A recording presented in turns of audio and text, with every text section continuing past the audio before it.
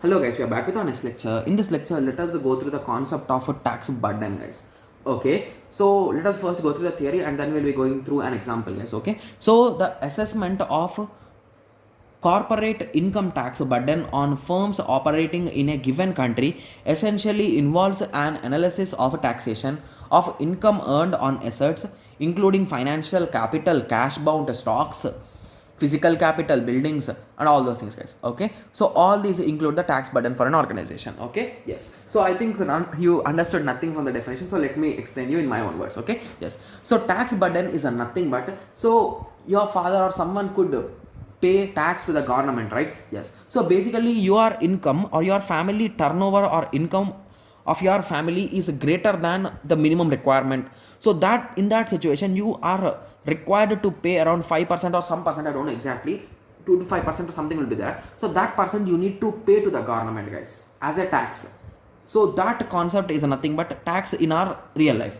When it comes to a company or an huge organization, in that situation we will be having different criterias, right? Yes. So based on those criterias, here according to us we will be considering only the income, so that is the reason why we will be calling it as income tax.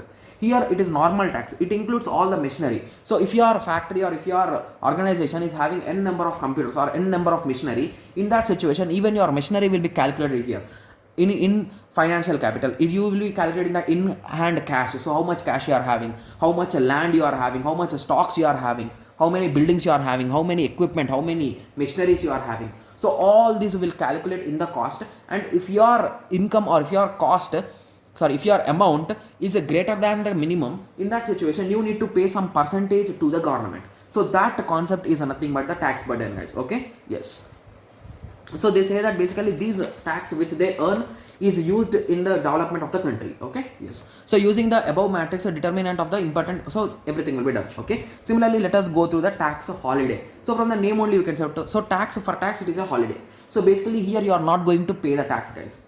So there are some rules, like whenever your industry or your factory or your company or your organization is a small scale industry and it is in a low lying area, like you may not get that much profits, you may not get that much money, in that situation for some years, like around 5 years, you will be given tax holiday. So there is no need for you to pay the tax, guys. Okay, so tax holiday is a government initiative program that offers a tax reduction or elimination to a business, is called as tax holiday. So under the section 80J, okay, so of Income Tax Act 1961, new industries undertaking include small scale industries. So basically here, like big industries or big organizations will not come, guys. Like small industries which are newly started startups, for them they will be giving these kind of opportunities. Okay, are expected without a payment of income tax, which is 6% per annum. Okay, yes. So I hope everyone got some basic idea about this taxation and tax holiday. Okay, yes. So in the next lecture we'll be going to start the next unit, guys. If you want some kind of important questions, if possible I'll be making a video on all topics,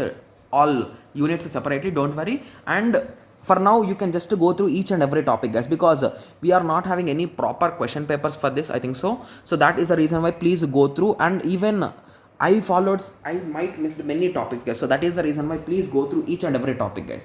And even the PDFs are also around 20 to 25 pages at max for each unit.